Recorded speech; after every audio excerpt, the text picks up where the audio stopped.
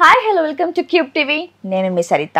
ఈరోజు మనతో పాటు ఆధ్యాత్మికవేత్త, ఆస్ట్రాలజీ మాడుగుల శివప్రసాద్ గారు ఉన్నారు. ఆయనతో మాట్లాడదాం.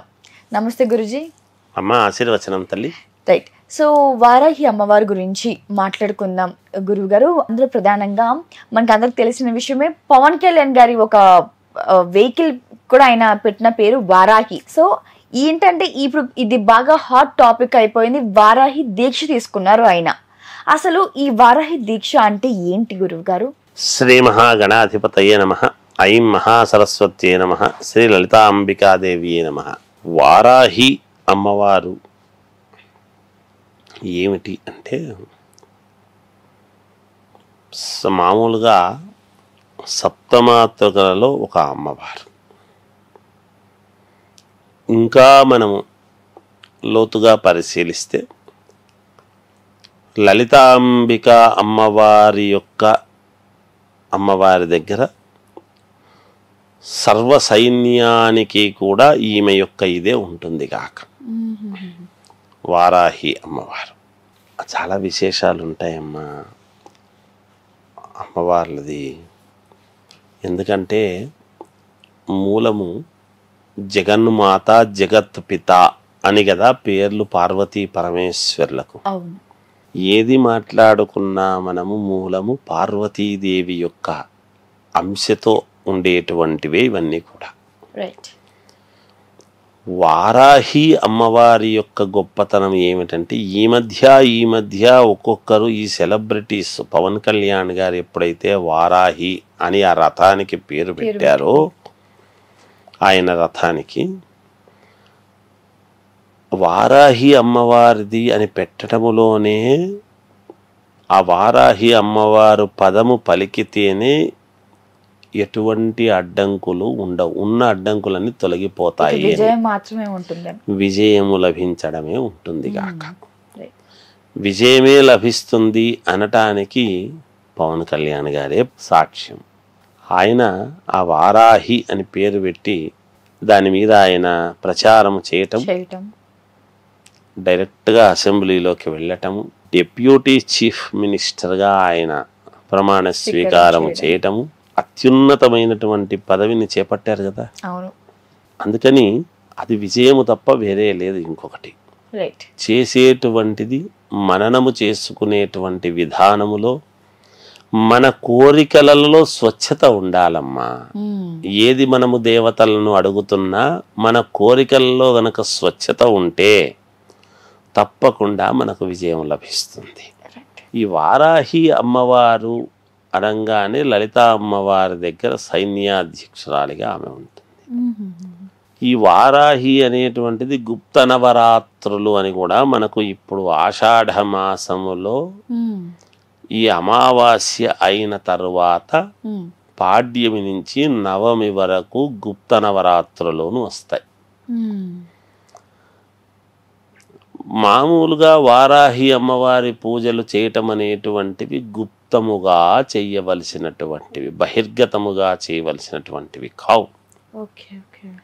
ఎందుకు కావు అంటే, మనకు ఒక పని కావాలి అన్నప్పుడు అది గుప్తముగా ఉంచుకొని పని అయిన తర్వాత ఇదిగో అని చూపించటం అనేటువంటిది అవసరం.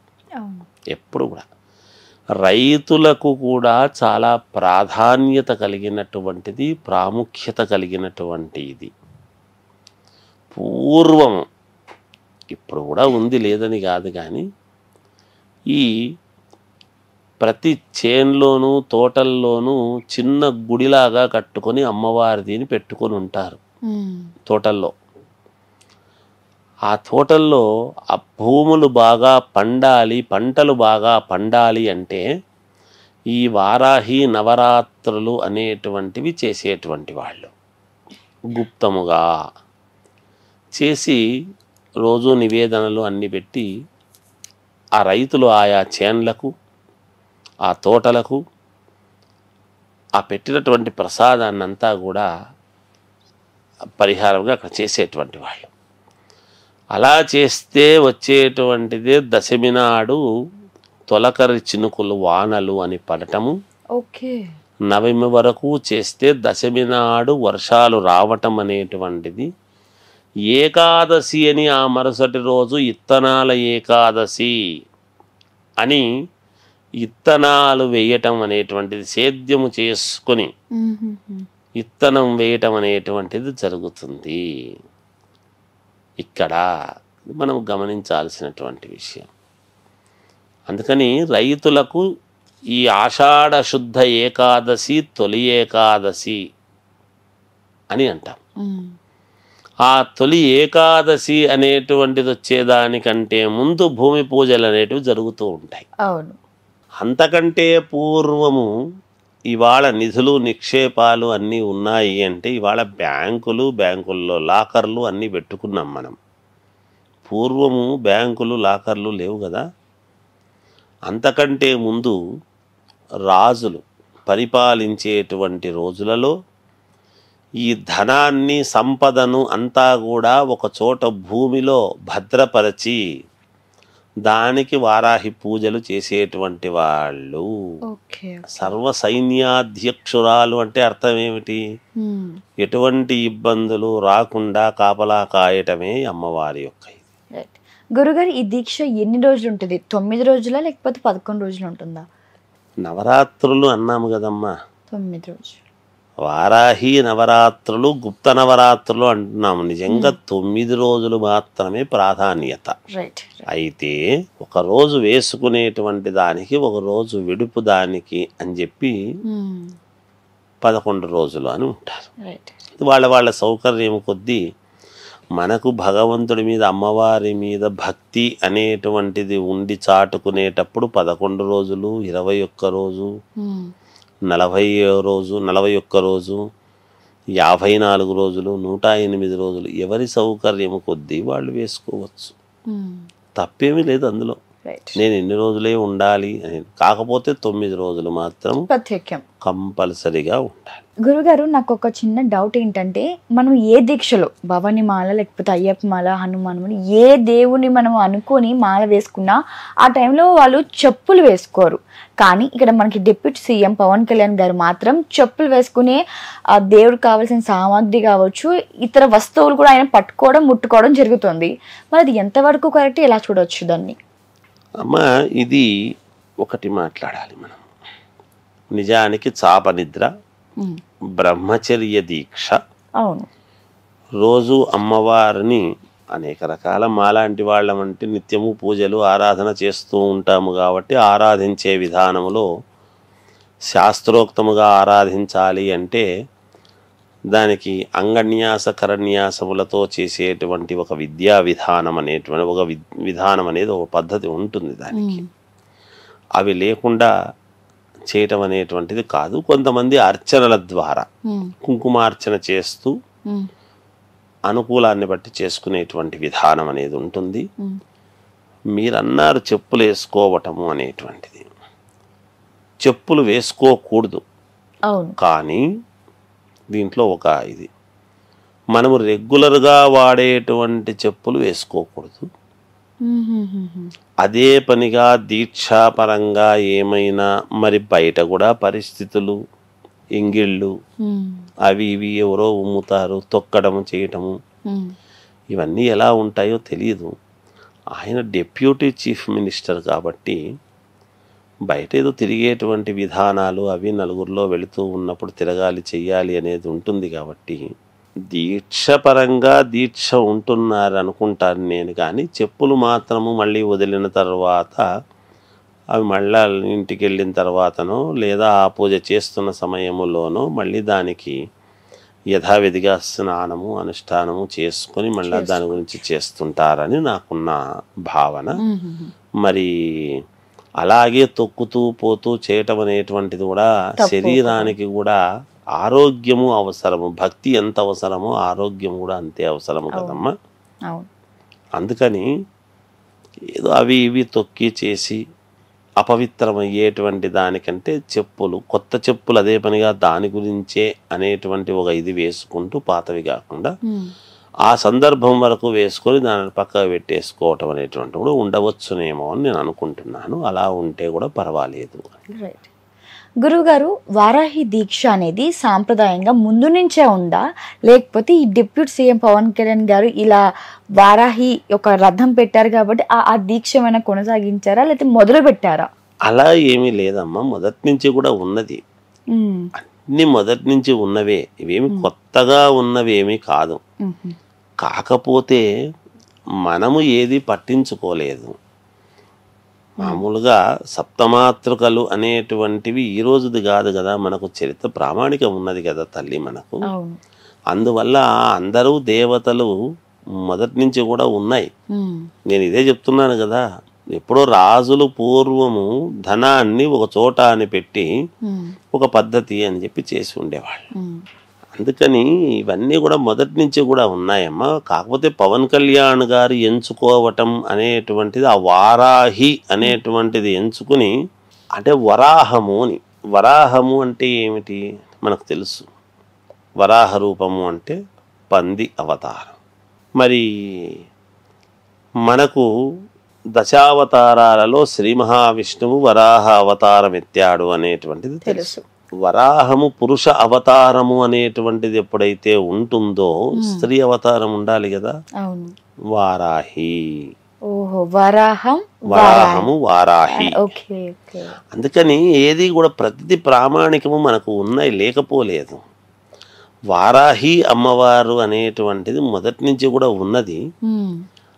ఆయన ఆ రథానికి పేరు పెట్టుకోవటం అనేటువంటి దాని వలన ప్రతి వాళ్ళ యొక్క దృష్టి అటువైపుకు పడడం జరిగినది. మళ్ళీ అందరూ ఒక్కసారిగా తదేక దృష్టితో దాన్ని చేయడం జరుగుతుంది. పలకలేని వాళ్ళు వరాహం అనడము, వారాహి అమ్మవారు అనేటువంటిది అది చాలా మహిమాన్వితమైనటువంటి ఇదమ్మా. పేరు తలిస్తేనే విజయం అనేటువంటిది ఉన్నది.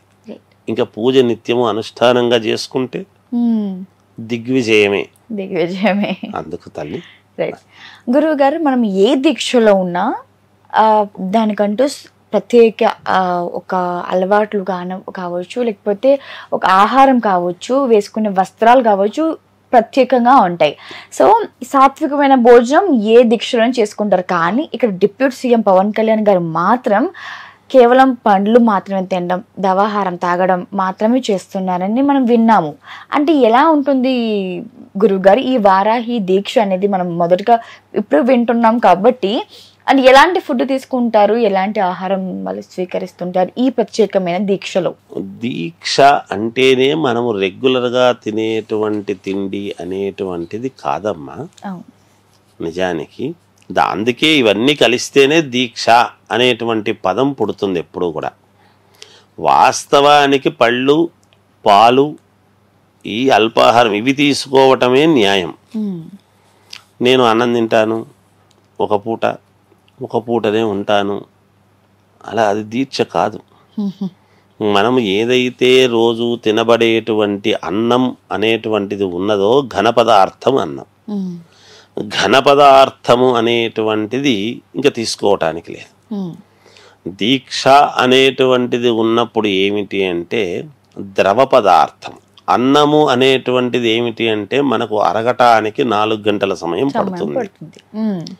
ద్రవ పదార్థం వెంటనే తొందరగా జీర్ణించకపోతుంది.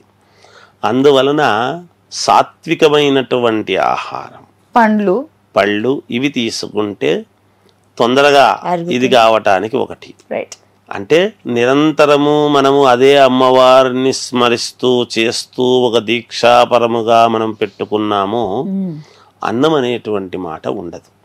ఆయన చేసేదే కరెక్ట్, అందులో సందేహం లేదు. గురుగారు, ఎవరైనా పూజలు చేయాలంటే ఏదైనా, అంటే ఇప్పుడు మామూలుగా కూడా మనం ఏదైనా దీక్ష తీసుకోవాలంటే పూజారులు వాళ్ళ ఆలోచనలు కాకపోతే లేకపోతే వాళ్ళ నుంచి ఇచ్చే సలహాలు తీసుకొని చేస్తారు.